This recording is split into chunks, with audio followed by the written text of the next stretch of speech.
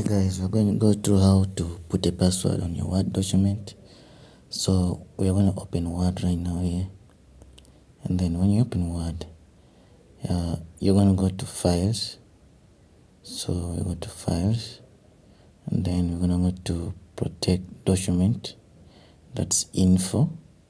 So when under Info, you go to Protect Document, and then you click on the arrow there, and then you go to Encrypt with Password.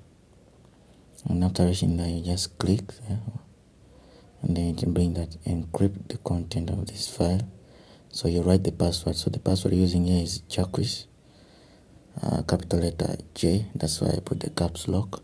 So after putting, you press enter. It will ask you to repeat the password.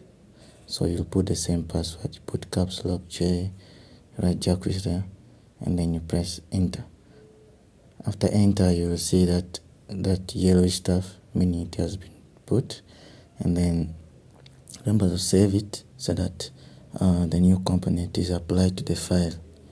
So after that, we want to try whether to see whether the password is already there in the file. So I'm going to refresh, and then I'm going to open my document back again. So let me open it back. So you can see guys, the password is already there. So let me open the file. So let me press it. So I press Jacques, and then press enter.